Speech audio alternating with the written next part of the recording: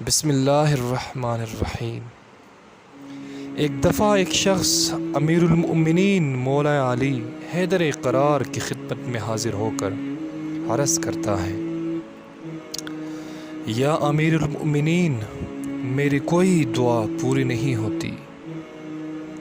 میں اللہ تعالیٰ کی عبادت کرتا ہوں، بار بار رو رو کر دعا کرتا ہوں، اور میری کوئی دعا بارگاہ الہی میں پوری نہیں ہوتی۔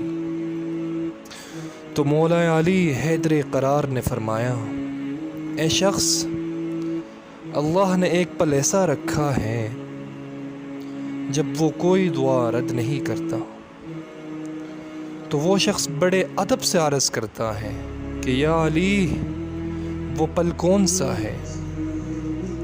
تو مولا علیہ الصلاۃ والسلام نے فرمایا کہ جب بندہ روزہ رکھتا ہے تو پورا دن اپنی خواہشات پر قابو پاتا ہے،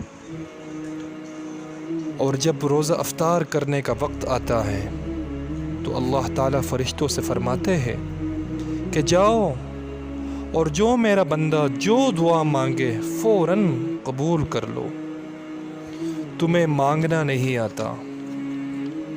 تو وہ شخص عرض کرتا ہے کہ یا علی، میں کیسے مانگوں؟ تو آپ نے فرمایا، ایسے مانگو جیسے ایک بچہ معصومیت سے رو رو کر اپنی ماں سے مانگتا ہے۔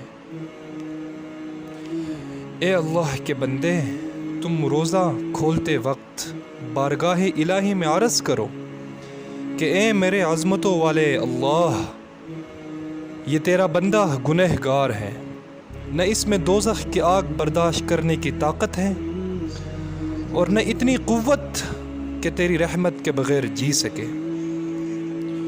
اور اس کے بعد 30 مرتبہ سورہ کوثر پڑھو اور اللہ تعالیٰ سے اپنی حاجت طلب کر کے روزہ کھولو۔